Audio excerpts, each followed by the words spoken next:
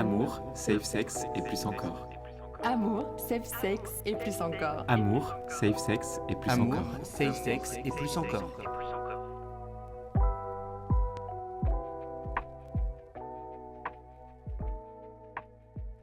Bienvenue dans notre podcast Au cœur des corps sur la sexualité et le bien-être, où nous mettons en lumière les soins offerts au centre de santé sexuelle Le Griffon. Ce lieu se consacre au soutien des travailleurs et travailleuses du sexe et de la communauté LGBTQIA+. Mais nos discussions s'adressent à tous. Nous allons explorer des thèmes variés, partager des expériences et promouvoir une compréhension inclusive de la sexualité. Restez avec nous pour des échanges authentiques et éclairants qui vous inviteront à réfléchir et à approfondir votre connaissance de la sexualité. Salut Jason, est-ce que tu peux m'expliquer où est-ce qu'on est ici? Salut François, écoute, là on est à la maison de vie, à Carpentras. Ok, et qu'est-ce qu'on y fait? Qu'est-ce qu'on y vient y trouver ici? Eh bien, écoute, je pense que je vais essayer d'abord d'en parler pour mon cas. Et c'est du réconfort, du repos, de la convivialité, de la ressource et passer de très bons moments. Ok, et dans quel cadre on peut venir à la maison de vie? Je pense qu'essentiellement, les personnes qui sont concernées par la maladie du VIH sont les personnes les plus, disons, concernées Ouais. pour pouvoir venir passer un petit séjour thématique ou pas, en fonction de ses besoins individuels. Et c'est un très très bel endroit. Ouais. Très très bel endroit que j'affectionne depuis maintenant à peu près un an, lors de mon premier séjour. Et c'est un bonheur d'y retourner. La preuve, on a pu faire connaissance. Ouais, c'est vrai. C'est vrai, c'est vrai. Et du coup, est-ce que t'es ok pour me raconter un peu ton histoire avec le VIH, toi? Et complètement. C'est un plaisir de pouvoir partager ça parce que mon histoire est un petit peu particulière, atypique comme beaucoup me le disent, même si je ne trouve pas forcément. Mais écoute, ça va être un échange dans lequel j'espère pouvoir peut-être apporter une autre perception Ouais. de la maladie, mais aussi montrer aux gens que malgré tout ce qu'on peut traverser ou même entendre à ce sujet-là, il y a de très belles choses aussi. Ok, vas-y. Ça a commencé comment pour toi? Écoute, moi ça a commencé, la genèse, je suis né au Congo en 97. Ouais. C'était une période un peu particulière pour cette époque parce que c'était la guerre à ce moment-là dans le pays. Et si tu veux, quand je suis né, donc en mars exactement 97, quelques temps après, les conditions de santé dans lesquelles j'étais, donc je suis né avec le VIH. Ok. Voilà, je suis né avec le VIH et ce qui fait que dans un pays en guerre avec peu de ressources médicales et de compétences aussi, ma famille a fait le choix de m'envoyer en France pour que je puisse avoir les soins pour tout simplement vivre. Ok. Voilà. Et quand tu dis la famille, c'était tes parents? Alors, malheureusement, suite à cette maladie que j'ai eue par ma mère, ma maman l'a contractée et est décédée de cette maladie assez rapidement. Du coup, c'est plutôt mon père qui était sur place à l'époque et ma grand-mère paternelle à qui je dois beaucoup, qui a un petit peu, anciennement infirmière, qui a expliqué que voilà, toutes les personnes qui étaient sur place avec moi à ce moment-là, il n'y a pas 36 000 solutions, quoi. Ok. Donc j'ai été rapatrié en France, oui c'est ça, en août, ou juillet ou août de la même année, 97, et tout de suite il a fallu prodiguer les soins pour que je puisse survivre parce que j'étais déjà au stade final de la maladie. Déjà? Ah ouais, déjà, parce qu'en fait si tu veux, déjà la maladie sur un nourrisson, elle se propage extrêmement vite puisque les défenses immunitaires et la possibilité combative n'est pas la même que chez un adulte ou même un enfant peut-être une dizaine d'années. Ça a été très rapide et en gros de ce qu'on m'a expliqué, parce que voilà forcément Oui. c'est ma grand-mère qui m'a expliqué que quand je suis arrivé du coup en août à Necker, donc c'était l'hôpital Necker à Paris, j'étais déjà au stade final de la maladie pour même. Et c'est pas, tu vois, là, l'histoire, elle est vraiment, je te la raconte telle que ma grand-mère me l'a expliqué tant de fois. C'est que ça s'est joué à 3-4 heures de l'intervention. Ah, purée. 3-4 heures de l'intervention. C'est-à-dire que je suis arrivé, j'avais déjà les yeux globuleux, un petit peu bavants, et puis il y avait déjà les plaques, etc. Enfin, la plupart des symptômes qu'on Ouais, peut ouais. développer à ce stade-là, quoi. À ce moment-là, ma grand-mère qui m'explique que elle, malheureusement, elle y croyait déjà plus parce que voilà, je pense que l'image doit être très parlante. C'était mon grand-père à l'époque qui lui avait dit que non, faut jamais perdre espoir, que bon, il est très croyant, donc forcément il y a un Dieu quelque part qui veille, etc. Mais faut quand même que je parle aussi des petits désagréments de cette histoire-là aussi, c'est que bah, j'ai eu la chance de tomber sur un médecin qui a été prêt à mettre sa carrière pour me sauver, puisqu'à l'époque, et je sais pas si cette personne, si elle est encore parmi nous, l'entendra, une assistante sociale à l'époque qui avait refusé que je puisse être soigné parce que voilà, c'est pendant la guerre, j'avais pas le temps de faire mes papiers, etc. Ouais. Il y avait ce truc-là de non, on soigne pas les enfants étrangers. Donc malgré mon état de santé déjà critique, il y avait ce Voilà. truc-là de quota, L'administration. voilà, quoi. l'administratif, putain. quoi. Et ce qui Ouais. fait que si, mais vraiment, je parle sérieusement, puisque c'est vraiment comme ça que m'a raconté ma grand-mère, si le médecin n'avait pas mis sa blouse sur la manche en mode, bah, moi j'ai fait un serment d'Hippocrate, donc je dois sauver cet enfant, sinon je n'ai plus de raison de faire ce métier. S'il n'avait pas fait ça, Ouais. je pense que je serais même pas en face de toi en train de te parler, quoi. Ouais, ouais, ouais. Et quand tu parles d'intervention, Ouais.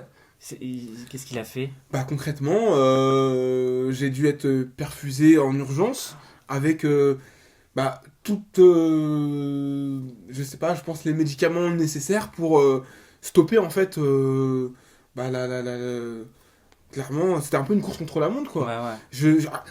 Malheureusement, c'est pour ça que un des seuls regrets que j'ai actuels, c'est que je pense que j'aurai jamais l'occasion de parler avec ce médecin-là, parce que peut-être qu'il sera à même de me dire quelles étaient les opérations en concrète, mais je pense que c'était pour au niveau des tout ce qui est CD4, Ouais, ouais. même voilà, tu vois, essayer de ralentir le ouais. Rééquilibrer un peu tout ça, ouais. Exactement. Et du coup, t'avais déjà plus ta maman? T'étais tout seul à ce Ouais, moment-là? en fait, à ce moment-là, si tu veux, bah, ma maman, pareil, ça, c'est des choses que j'avais pris il y a pas longtemps parce que c'est très tabou dans ma famille, même dans la communauté noire, de manière générale. Parler du VIH, c'est très, très tabou, mais en tout cas, pour mon histoire à moi, ouais, ma maman est décédée peu de temps après ma naissance, et malheureusement pour elle, je pense qu'elle ne le savait même pas. Mais bon, c'est une autre histoire. Ouais, ouais. Mais disons que ouais, à cette époque-là, bah ouais, donc j'avais mon père, mais qui avait dû rester sur place pour plein de raisons. Donc en gros, bah j'ai été le temps de cette régulation-là pris en charge par ma grand-mère. C'est-à-dire que c'est elle qui a tout géré le temps de transition entre Necker et ce qu'on appelle le CPR dans le 78, un hôpital spécialisé pour les enfants malades. Et je suis resté là-bas à peu près 1 an et demi. Mais il faut savoir que... Tous les jours? Enfin, l'année? Ouais, toute l'année, ouais. J'ai dû passer peut-être 6-7 mois à Necker et le reste dans ce CHU où en gros, bah voilà, j'étais avec d'autres enfants malades, où voilà, j'avais besoin de soins intensifs parce qu'en fait, bah, comme je t'ai expliqué, l'intervention, elle a demandé derrière des suivis colossaux parce que fallait voir quel traitement était nous adapté et puis faire prendre autant de traitements aussi toxiques à un enfant, bah, ça demande une surveillance assez accrue et drastique qui fait que bah, ma grand-mère malheureusement après, même si tu vois, elle venait régulièrement me rendre visite à l'hôpital, elle n'était pas en mesure de gérer tout ça. Ouais. C'était énormément de... Ça demandait beaucoup, beaucoup de choses. Et puis émotionnellement. Et tout ça, émotionnellement, attends. exactement. C'est Émotionnellement, lourd. ce qu'elle m'explique à chaque fois, c'est qu'elle pleurait en fait. Bah, C'était oui. beaucoup trop. Bah, un si petit bébé. C'est ça, c'est ça. Et elle m'a même dit que même si on devait lui remontrer les photos, elle serait incapable de les revoir parce que elle les a en fait Dans la tête, oui. dans la tête, quoi. Ouais, ouais, ouais, Donc, ouais. ouais. Et du coup, t'as passé ton enfance avec ta grand-mère? Alors non. Du coup, ce qui s'est passé, c'est que suite à ça, alors pour te faire un petit peu le topo, ma grand-mère à cette époque-là, elle travaillait encore, elle était infirmière Ouais. à le quartier à Massy. Et dans la maison familiale dans laquelle elle vivait, il y avait encore pas mal. Si tu veux, c'est un peu la maison familiale dans le sens où elle recueillait un peu les enfants, soit de ses sœurs, ses propres enfants à elle, qui avaient des fois, la plupart avaient déjà commencé leur vie, et donc des fois avaient aussi leurs enfants de passage. Et si tu veux, tout ce monde-là faisait qu'il n'y avait pas une capacité pour elle de m'accueillir dans de bonnes conditions. Ouais. Ce qui fait que... mais à cette époque-là, elle savait pas du coup comment trouver le truc pour réussir à gérer tout ça. Ce qui fait qu'on lui a fait comprendre que il existait déjà à cette époque-là des familles d'accueil. Ouais. C'est-à-dire qu'on lui a dit, il y a un moment donné, on vous propose cette solution-là parce que une famille d'accueil, même des fois spécialisée, sera plus à même d'apporter toute l'éducation, l'attention et un suivi médical que vous ne pouvez peut-être pas assurer au mieux. Et ça a été très difficile pour elle parce que forcément, tu laisses ton enfant ou ton petit-fils à des gens que tu ne connais pas. Voilà, je pense que je te fais pas de dessin, mais t'as aussi le tableau des familles d'accueil un peu problématiques ou quoi. Mais voilà, elle s'est laissée porter par ça. Je suis tombé dans une famille d'accueil merveilleuse où j'ai passé les 10 premières années de ma vie. C'était où? C'était à un petit village qui s'appelle Bullion dans le 78. C'est pas loin de Saint-Arnoux, Limours, des petites communes, pas très loin non plus du 91 où je suis actuellement. Mais voilà quoi, c'était une petite famille d'accueil dans un petit village qui sont aujourd'hui d'ailleurs mon parrain, ma marraine respectivement. Donc je les embrasse bien fort.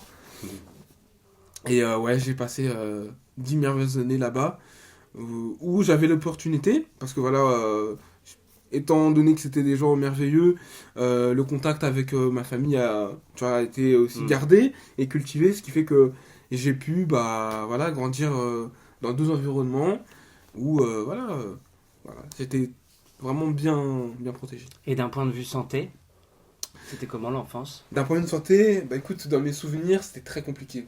Parce que faut savoir que je ne crois pas me tromper en disant que je fais partie de la peut-être dernière génération d'enfants nés avec le VIH, ou du moins même d'enfants qui vivent avec le VIH, par rapport à la quantité drastique de médicaments déjà à l'époque que je devais prendre, que ça soit...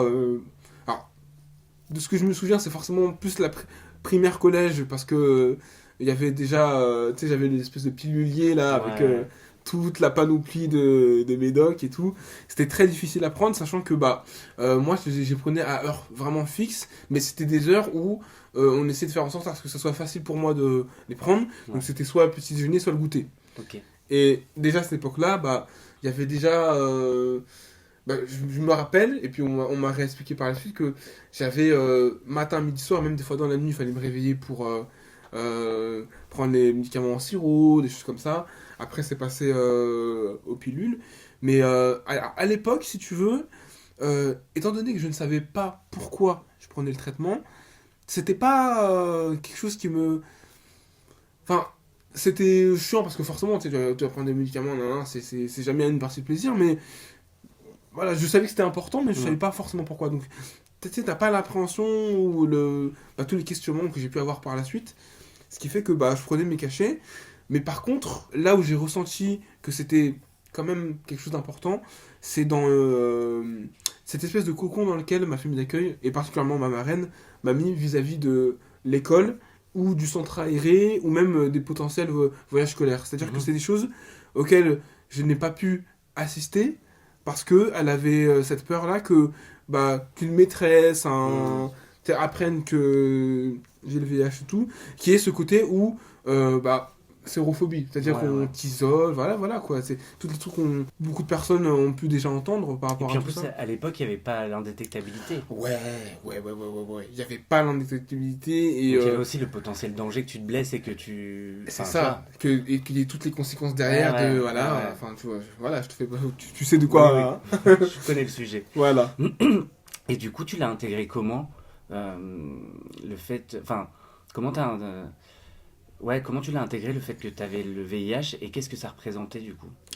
Écoute, les prémices de cette intégration-là se sont faites en 2005, quand j'ai dû être opéré, parce que... Tu avais 8 ans. Ouais, c'est ça, j'avais 8 ans. Suite à cette période-là, alors de ce qu'on m'a expliqué, pour beaucoup d'enfants, ou même adultes, qui avaient déjà la maladie depuis un certain temps, apparemment on aurait stoppé les traitements pendant une certaine période. Je crois que c'était... moi, me concernant, c'était sur peut-être 6-7 mois, pour voir comment le système immunitaire réagissait à une période sans traitement, étant donné que j'avais du coup tout le bagou d'avant. Le problème, c'est que moi, bah tu sais, je t'ai parlé du début de donc, ma naissance, où j'étais déjà au stade Ouais. sida. Mais en fait, au stade sida, tu peux développer en fait plein de virus et de microbes que tu n'as pas quand tu as justement un bon système immunitaire. Et en fait, moi j'ai développé un virus qui s'appelle le CMV, cytomégalovirus, qui s'est logé en fait dans ma rétine. C'est quoi au juste ce virus-là? Bah, ce virus-là, alors de ce que j'ai compris, en fait, on est tous. En fait, tout le monde est porteur, Ouais. mais quand ton système immunitaire Et bas. Enfin, est bas, ouais, vraiment flingué, ouais. flingué, bah en fait, il va venir se greffer à un organe Ok. interne. Et ça peut être. T'en as, ça va être les poumons, t'en as, ça va être. Bah, moi, ça a été les yeux, d'autres, ça va être. Je sais pas, en fait, vraiment dans des organes où ça va venir te développer des bactéries, vraiment, des merdes, quoi, tu vois, genre, qui vont vraiment dégrader ton organe. Ok. Et alors, je crois que c'est peut-être plus que ça, il y a peut-être plus de précision à avoir là-dessus, mais en tout cas, c'est comme ça que mon infectiologue, du coup, quand j'étais en âge de comprendre les choses, m'a expliqué ce qui s'était passé en 2005. Donc j'avais 8 ans et j'avais été hospitalisé en pleine année scolaire. Et ce qui fait que moi, vu que j'avais plus le traitement pour protéger, enfin, et bloquer et laisser le virus endormi, et bah, elle a commencé à réattaquer ma vision. Ok. Ce qui fait que j'ai commencé à perdre la vue.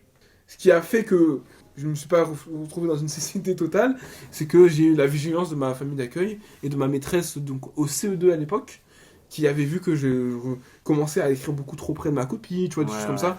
Et en fait, t'arrivais pas à l'exprimer. Et moi, j'arrivais pas. Bah non, parce que, tu sais, voilà, malvoyant, tout Et ça, avec, je T'étais sais. un môme, t'étais tout petit. J'étais tout petit, tu vois, c'est Ouais. ça. Pas un môme de CE2 que tu vas dire de 8 ans, oui, bah Oh, attention. j'ai une t'as- cécité. Ouais, voilà. Tu vois, ça marche pas comme ça, quoi. Donc, voilà. Et j'ai dû être opéré en urgence pour déjà réguler et essayer de me rendre la perte que je commençais à avoir et stabiliser tout ça, en fait. Ouais. Et donc, reprise du traitement non négociable. Ouais.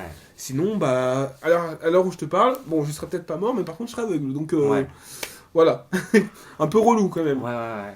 Ce qui n'empêche que je suis quand même malvoyant, mais on a évité quand même la catastrophe. Ouais. Encore une fois, avec de la vigilance et de l'écoute et de l'attention. Ok. Et ensuite, Et les années qu'on suivi, Les l'adolescence, tout ça, les Ouais. amis, les amours. C'est là où on rentre dans le oui. dur. On rentre dans le dur parce que c'est ces années-là qui ont construit, qui ont fait la personne que je suis aujourd'hui. Et notamment ma relation avec le VIH et tout. Hein. C'est-à-dire qu'arrivé au collège, donc j'ai changé de famille d'accueil. Donc forcément, le cadre était totalement différent. Il n'y avait pas le même amour que j'ai pu développer, forcément. Et moi, ça a été des années très, très, très compliquées. Parce que je suis passé par des phases que même cette famille d'accueil-là ne sait même pas encore aujourd'hui, dans le sens où j'ai développé cette attitude de tout garder pour moi, de ne pas en parler, et d'avoir ce masque-là. Mais c'est des années qui ont été compliquées, puisque forcément, c'est les années où on m'explique pourquoi je prends mon traitement. Donc, en gros, si tu veux, moi, c'est comme si... alors, je sais pas du tout comment c'est pour les personnes, du coup, qui contractent la maladie, Ouais. mais au niveau de l'annonce. Mais en fait, moi, au final, c'est comme si j'avais eu une première annonce. T'sais. La façon dont on m'a expliqué la chose, je me suis pris le truc en mode... j'avais déjà eu des cours d'éducation ouais. sexuelle et tout, machin, hein, et forcément, il y avait ce truc-là qui est un peu... Enfin, au final, c'est un peu horrible. Parce que donc on avait des cours à l'école et tout, en mode, oui, protégez-vous, mettez les capotes, et j'étais là dans ce truc-là, ah ouais, franchement, c'est une maladie qui est pas terrible, quoi. Et sans prendre conscience que toi-même tu Et l'avais. non. Purée, Et ouais. je te dis pas la violence, Ah ouais. le choc que c'est quand tu comprends quoi, mon coco, Ouais. c'est ce que t'as quoi, tu vois. T'avais quel âge? J'étais en quatrième. Ah ouais, purée. Donc tu sais, c'est vraiment la Ouais. période où c'est chaud Ah partout et en dehors de même de ça, tu vois. Et je me suis pris une claque, mais Qui c'est qui te l'a annoncé? en fait, Un si médecin? tu veux, c'est mon infectiologue Ouais. qui du coup me suivait depuis l'année 2005 où j'avais l'hospitalisation. Qui en gros à un moment donné, tu sais, c'était à l'époque où justement si tu commences un petit peu à parler de sexe, etc. et tu t'intéresses un peu plus à ça, et je pense qu'il s'est dit bon, c'est peut-être le moment de... Ouais, c'est Voilà. maintenant quoi. C'est maintenant ou jamais, quoi. Avant qu'il puisse y avoir des dégâts ou autre. Exactement. Ouais. Parce que t'étais pas indétectable à l'époque. À cette époque-là, en tout cas, j'ai pas le rappel qu'on parle de tout ce qui est indétectable, Ouais, tout ouais. ça. Enfin, je me rappelle. Quelle année? 2005? Non, Non. donc 2005 c'est l'année spécialisée, mais alors, l'année où il m'explique tout ça, je pense on est plus sur du 2010, 2011. Ouais, non, je crois que ça n'existait pas encore. Ouais, je crois que ça n'existait pas encore. Non. En tout cas, les années sur lesquelles j'ai commencé à comprendre ça, on est plus sur du 2015. tu Ouais, vois, ouais. 2015. Et donc 2011-2010, c'est la période où il m'annonce du coup que voilà, pourquoi je prends depuis que je suis petit autant ce traitement-là. Et voilà, il m'explique il m'explique le CMV, le virus et tout que j'ai aux yeux, pourquoi je suis malvoyant, pourquoi depuis que je suis petit, j'ai cette sensation-là de, quand je ferme l'œil droit, de pas bien voir de l'œil gauche, Ouais. d'avoir des espèces de pâtés de mouche des fois quand je suis très fatigué. Enfin, il m'explique grosso merdo, Ouais. voilà, qu'est-ce que j'ai. Et là, c'est une douche froide dans le sens où j'ai cette sensation qu'on m'a menti en fait toute une période de ma vie. Menti? Menti, non, Caché, un énorme caché, truc, pardon, ouais, peut-être. caché. Ouais. Non, Ouais, plutôt ouais. caché. Menti, non, c'est pas du tout Et en le plus, mot. quelque chose qui t'appartient, quoi. Ouais, c'est ça. Ouais. Et je pense que, tu sais, moi je suis un fervent défenseur de. Tu sais, un enfant peut comprendre, en tout cas quand c'est bien expliqué, Mm. bien amené, peut comprendre que ce qu'il a, c'est ça, c'est plus ou moins grave et ça a du coup des conséquences et ça demande une vigilance et une attention. Mais avec une bonne éducation, je pense qu'on peut comprendre. Oui. Mais j'en veux pas du tout à ma marraine, tu vois, de m'avoir protégé, de ne pas avoir expliqué. Je pense que c'était pas son rôle non Il y plus. avait peut-être aussi de leur part un côté protection. Ouais. Moins ouais. il en saura tout de suite, plus il s'épanouira en tant qu'enfant. C'est ça, il grandira Ouais. comme un enfant normal, Ouais, si, ouais. si j'aime pas ce mot-là. Mais, Oui, oui. mais voilà, tu vois, il grandira paisiblement, on va dire. Ouais, ouais. Sans toutes ces questions. Il va suffisamment en bouffer tout le reste de sa vie si Ouais. on peut l'épargner quelque temps. C'est totalement Ouais, ça. ouais. Et au final, tu vois, je la remercie même parce que je pense que, avec la fragilité que, du coup, j'ai développée par la suite, Mm. peut-être que j'aurais peut-être grandi encore plus vite que la normale, ou du moins, je me serais peut-être posé plus de questions. Enfin, c'est très bien que ça soit passé comme ça, mais du coup, l'adolescence, ouais, un peu chaotique quand même. Chaotique, tu te poses plein de questions, Ouais. et là, tu commences à comprendre que ta sexualité ne sera pas la même, Mm. de facto, que tu vas devoir à certains moments peut-être parler de certaines choses ou même peut-être même éduquer parce que du coup moi en tout cas ça je l'ai pas eu tout de suite forcément hein, je me suis pris pas dans la tronche il y a un temps d'adaptation Ouais. voilà tout ça mais si tu veux il y avait ce côté là où moi je l'ai pris un peu comme alors, c'est très dur ce que je vais dire mais je l'ai pris comme une punition dans le sens où tu sais, cette période-là, il y avait plein de choses qui étaient compliquées. C'est-à-dire que j'avais un peu de harcèlement scolaire. Ah ouais? Ouais. Alors, c'était des intimidations. Des fois, il y avait aussi, à la sortie des cours, quand je savais que ma tête revenait pas à certains, Mm. dans des ruelles, bon, voilà, quoi. On te retire les lunettes, on te les Ah. pète. Enfin, voilà, c'était très compliqué. T'avais des potes quand même? Ouais, j'avais des potes. J'avais des potes avec lesquels j'ai grandi pendant toute ma scolarité, tout ça. Mais si tu veux, il y avait ce côté-là où j'avais pas l'impression d'avoir une vie comme eux, parce que j'étais en famille d'accueil. Mm. J'avais pas les mêmes droits, tu vois, c'était très strict. Enfin, très T'avais strict pas dans le le même sens- quotidien, ouais. Ouais, pas le même quotidien. Et quand T'avais j'étais des allers-retours à l'hôpital. des Ouais, trucs, c'est ça. Tu sais, moi tout de suite, j'ai ce truc-là où j'étais dans ma bulle très vite. Mm. J'avais mes amis, mais ouais, dans ma bulle très vite. Et forcément, pas la même vie, pas la même histoire et pas les mêmes difficultés. Ouais. Ce qui fait que très vite, j'ai grandi dans ce truc-là de je suis dans mon monde, quoi. Ok. Et ouais. Et la maladie a pas arrangé les choses pour plein de... Ah bah, elle bouffe, hein. Ouais, c'est ça en fait. Elle tronche de l'intérieur si elle est pas, si elle est pas maîtrisée, indétectable. C'est Ouais. ça, c'est ça. C'est le principe de cette cochonnerie. Exact. Et, ok. Et du coup, t'es resté jusqu'à quel âge chez ta famille d'accueil? Du coup, dans cette deuxième famille d'accueil-là, en fait, j'ai fait toute la collège, lycée. Ouais. Donc jusqu'en 2016, ouais. Et du coup, ouais, c'était des années où, ouais, en fait, comme je te dis au début, j'avais ce masque-là, en fait. C'est-à-dire que, devant eux, tu sais, comme si tout allait bien, sauf qu'il y a plein de choses qui n'allaient pas forcément, avec lesquelles j'étais pas en adéquation, que ce soit avec eux ou leur façon de concevoir certaines choses et tout. Mais ça, ce serait carrément un autre... Ouais. tu vois, un autre sujet. Mais disons que ça a été plus ou moins difficile parce que j'ai dû comprendre aussi, tu sais, adapter, parce que moi c'est un peu la double peine dans le sens où il y avait la maladie VIH, mais aussi apprendre à vivre en tant que malvoyant.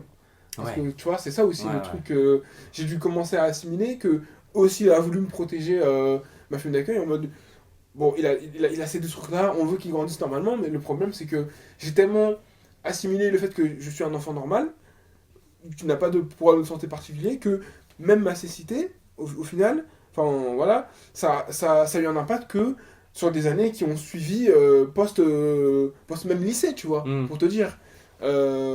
Bien que c'était handicapant pour au niveau scolaire, tu vois, par un exemple tout con, si j'avais su que j'aurais pu avoir des aménagements pour les épreuves, brevets, bac, et tout, etc., bah, peut-être que j'aurais eu de meilleures notes, ou... Enfin, ça aurait été des conditions Ouais, différentes.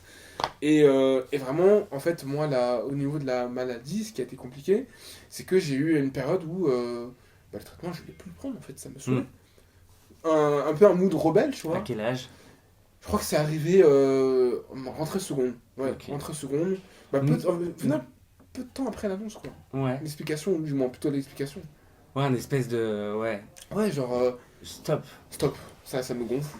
Tout en sachant que c'était quand même ce traitement qui te permettait de rester en vie. Ouais, c'est hyper... Jouer avec le feu un peu. ouais, jouer Ouais, avec ouais. le feu, cette espèce de... Ouais, j'ai envie de vous montrer que bah, je peux prendre le contrôle, en fait. Ouais. Ça, moi, maintenant, vous m'avez caché ce truc-là, bah maintenant je reprends les rênes. Sauf que bah, c'était une manière de se faire violence, d'une certaine façon, parce que je savais très bien les risques que je prenais. Mm. Bah, enfin, maintenant j'avais pleinement conscience des risques que je prenais. Et il y avait ce côté aussi où, bah, tu sais, j'en avais marre, quoi. Tant d'années à prendre un cachet, là je voulais voir aussi ce que c'était de pas les prendre et de penser à autre chose, en fait. Mm. Et ouais, d'une certaine façon, de vouloir devenir maître de moi-même par rapport à ça, sauf que c'était pas... C'était plus se mettre en danger qu'autre chose dans la Ouais, ouais. finalité, tu vois. Et C'est un peu l'âge aussi. Ouais, Puis total. t'avais pas forcément le recul, tu avais juste cette violence ouais, le choc et puis la violence qu'on peut avoir quand on est ado. Mais c'est ça. Et puis même, tu sais, quand parler de ce sujet-là quand t'es adolescent, enfin à l'époque c'était énormément, bah, t'avais soit les personnes... Enfin, je n'ai croisé aucun jeune de mon âge, Oui, documenté. c'était un peu un extraterrestre. Ouais, ah ouais, non. C'est même, je me rappelle même pour l'anecdote que bah, il y avait souvent des blagues par rapport à ça, tu vois, vraiment malsaines ou même des fois déplacées. Il y avait ce truc-là, tu sais, bah, moi forcément je savais ce que j'avais donc j'étais en mode, ouf, c'est chaud. Mais il y avait ce truc-là où en mode, ah ouais, non mais les personnes comme ça elles devraient pas exister. Enfin, Ouais. toutes les horreurs qu'on peut entendre de gens qui ne. Bah voilà.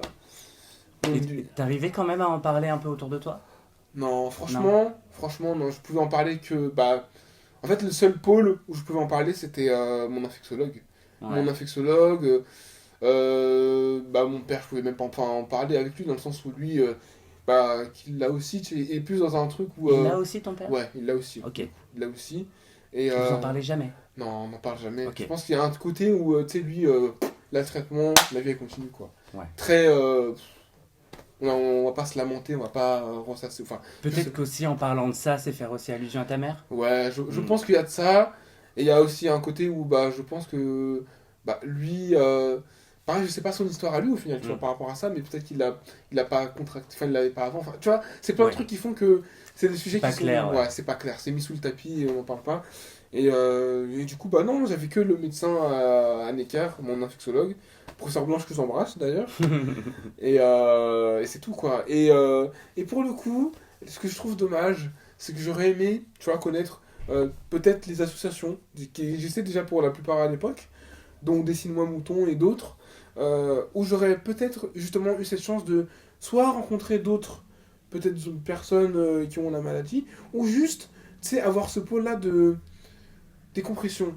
C'est-à-dire, on peut en parler sans crainte, sans jugement, sans... Comme un peu ce qu'on fait ici. Exactement, comme ce qu'on fait à la maison de vie, quoi. Et je pense que ça m'aurait peut-être aidé, du moins, au niveau de bah, mon éducation à avoir avec et mon rapport avec la maladie dans l'adolescence, où j'aurais peut-être été moins violent avec moi, en fait. Mm. Tu vois, vraiment, où ça...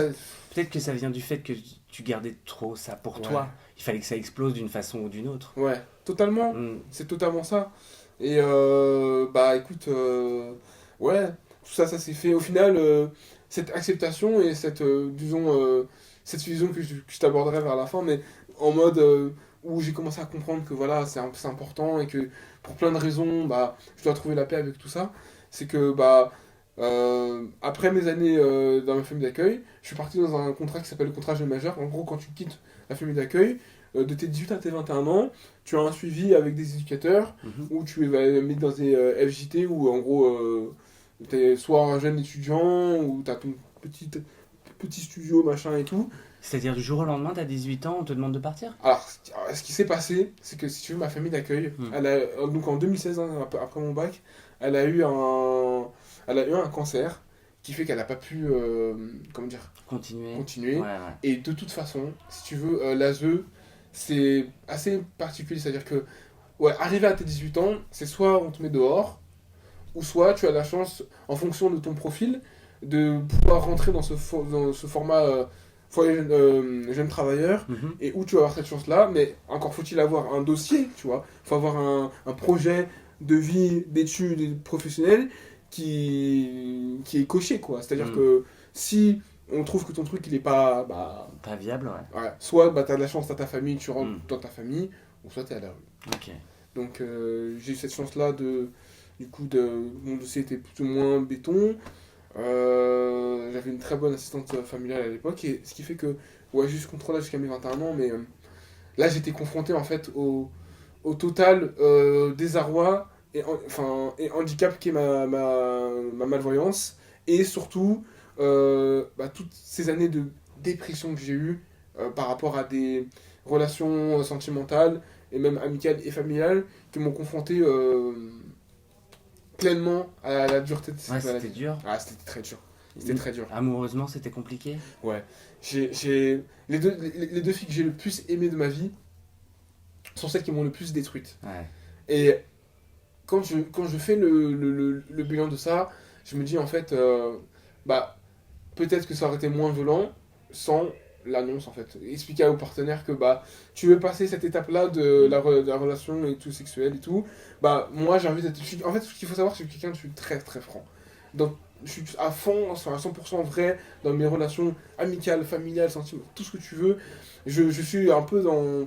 Je veux être vrai avec les gens que j'aime et qui m'aiment. Ce qui fait que, bah, dans certains moments, ça peut te jouer des défauts. Ah oui. Et là, bah, je me suis pris la réalité en pleine tronche, quoi. C'est-à-dire que, bah, la première, elle m'a totalement ghosté. Mais c'est-à-dire que, tu sais, quelqu'un avec qui je me projetais, en fait. Il y avait vraiment un truc où on était très bien, ça faisait 2 ans.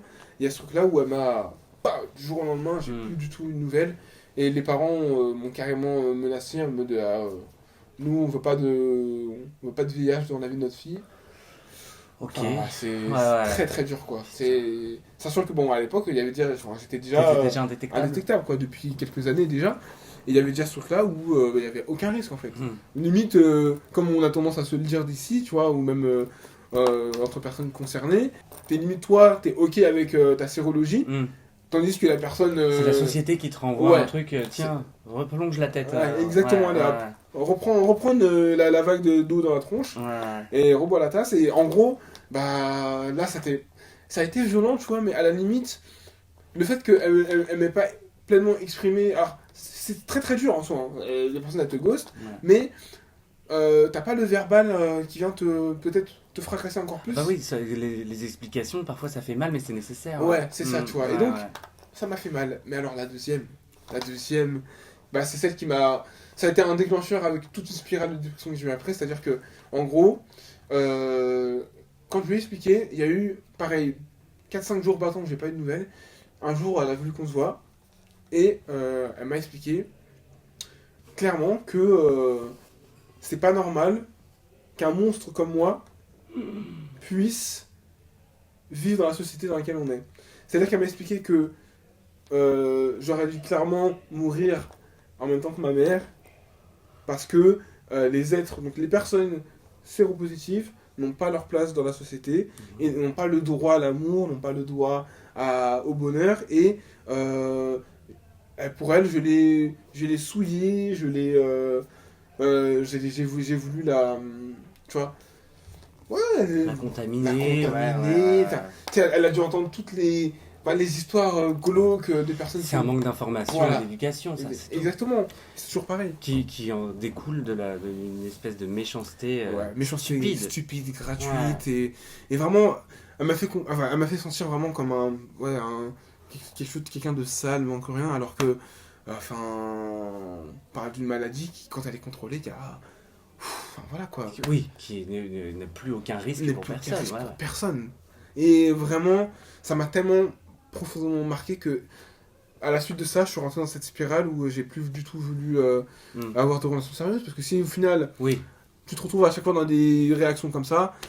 Encore une fois, hein, je suis même quelqu'un tu vois, d'empathique où je me dis, j'essaie de me mettre aussi à la place de l'autre, de la personne qui entend, mais je veux dire, à un moment donné, quand la personne, du coup, concernée te dit que tu peux l'accompagner voir son infectiologue, qui t'explique, peut-être te rassure plus, ou juste, je me dis aussi, peut-être que moi, j'ai pas bien expliqué, ou... mm. mais pour moi, ça ne justifie quand même pas tant de violence. Oui, Tu oui, vois, oui. ça, tu peux avoir la réaction de prime abord telle qu'elle est sur le moment, mais enfin, et à un moment donné, il faut quand même faire attention à comment tu vas exprimer toi ton désaccord c'est ton droit, tu vois, il n'y a pas de souci. Mais derrière, les conséquences que ça peut avoir sur la personne, on s'en rend pas compte, mais ça peut être drastique. Et ça, je le vois quand je vais rencontrer des personnes qui viennent soit d'avoir la maladie ou d'autres qui me racontent leur histoire, leur relation aussi, enfin avec le rapport Ouais, ouais, c'est toujours un peu. intime, c'est Ouais, c'est compliqué. c'est compliqué. Est-ce que tu crois que c'est pour ça que après toute cette vie, que tu t'es réfugié à ce point dans le dessin? Ouais. Ah, ah, merci de faire cette transition parce que c'est totalement. Je pense on est totalement dedans. C'est-à-dire que le dessin, la peinture ou l'art de manière générale m'a apporté tellement de. Un échappatoire Ouais. et un exutoire aussi. Que tu utilises en plus à bon escient, parce que Ouais. c'est pas comme si tu gribouillais juste sur un coin de table. Tu fais des trucs en très peu de temps qui sont bluffants, quoi. Ouais, en fait, T'as là. un don, t'es un génie du dessin. Alors, je sais pas si je Ah, suis si, un si, génie si, du si, dessin, si, mais. si, si. Disons que, tu sais, c'est un peu une continuité de moi. C'est Ouais. comme si, en fait, ouais, le dessin, comme quelqu'un, pour des gens, ça va être peut-être la musique, d'autres, Mm. ça va être ouais, la peinture, le sport. Moi, le dessin, c'est vraiment une partie de mon âme où je peux, en fait, plus rien n'a d'importance. Mm. Et ça, c'est un truc, même dans mes années de dépression, ou suite à toutes ces difficultés auxquelles j'ai pu être confronté, à partir du moment où je prends mon crayon, plus rien ne compte. Et c'est comme si je suis transporté dans un espèce de... Tu te souviens à peu près à partir de quand ça t'est venu ce truc de dessiner? Je peux remercier ma marraine, qui Ouais. tout de suite m'a mis Un papier, un stylo dans un les papier, mains? un stylo, ou même la lecture, tu vois, Ouais, ouais. m'a mis dans ce côté artistique très très tôt. Et ce qui fait que j'ai jamais arrêté.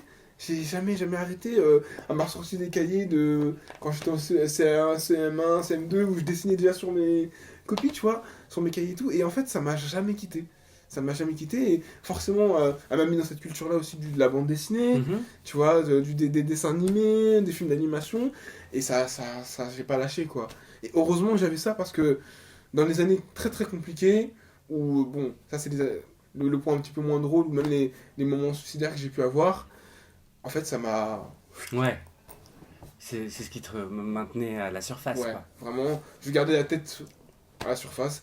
Et je pense ne pas me tromper en disant que ça m'a sauvé. Parce que Mm.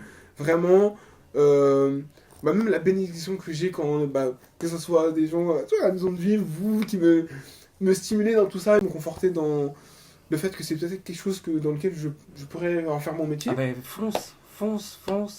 Exploite tout ça, tu as de l'or entre les mains, fonce. Ouais. T'as une autoroute là devant toi.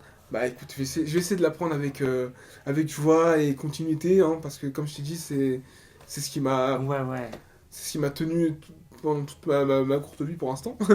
Et j'espère vraiment pouvoir, si ça peut faire peut-être une transition, tu vois, j'aimerais beaucoup parler justement des personnes concernées par la maladie pour débunker ou même informer, tu vois, Mm. cultiver les gens par rapport à ça à travers Le dessin? le dessin, Ouais. soit la bande dessinée ou je sais pas, en tout cas l'art de manière globale, faire quelque chose de ça, tu vois.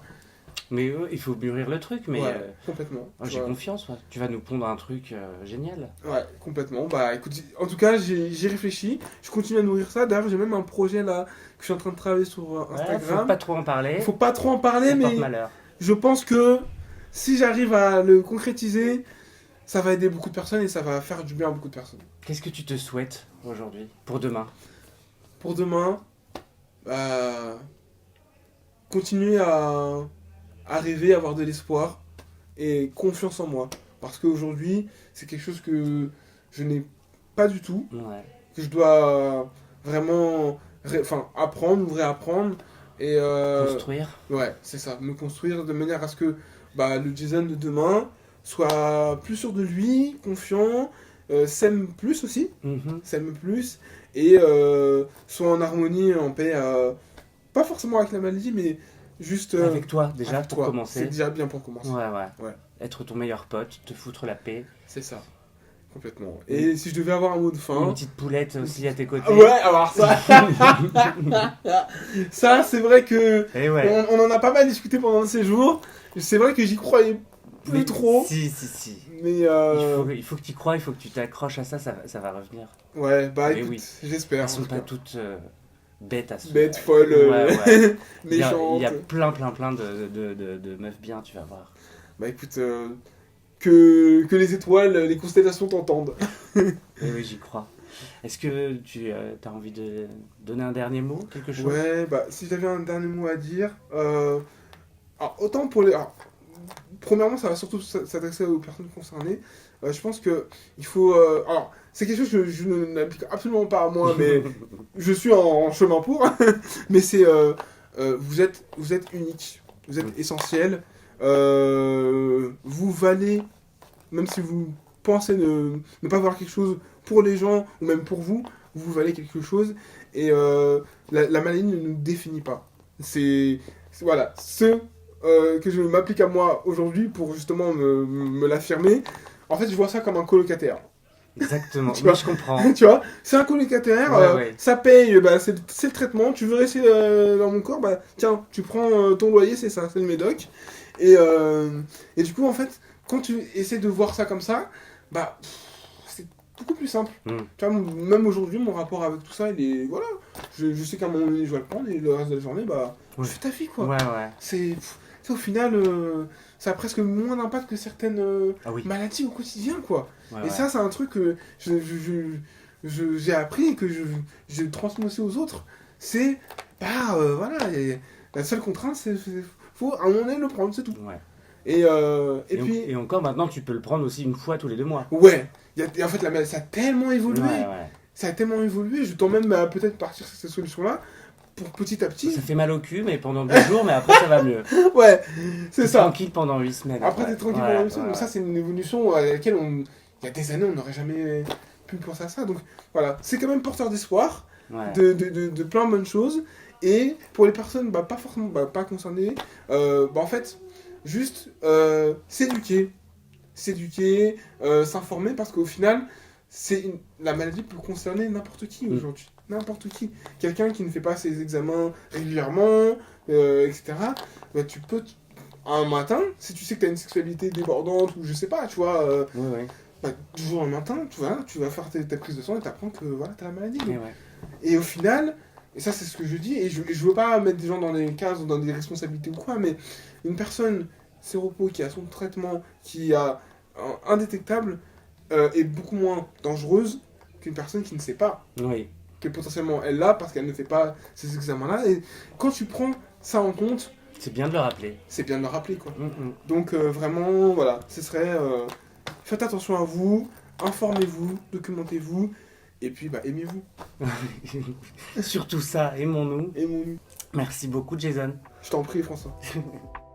Merci à toutes et à tous d'avoir écouté ce podcast. Vous pouvez nous retrouver à Lyon 1er, 23 rue des Capucins, du lundi au vendredi de midi à 21h et le premier samedi de chaque mois. N'hésitez pas à nous suivre sur les réseaux, notamment sur Instagram, legriffon.lion, mais aussi sur Facebook. À bientôt pour un prochain épisode. Amour, safe sex et plus encore. Amour, safe sex et plus encore. Amour, safe sex et plus Amour, encore. safe sex et plus encore.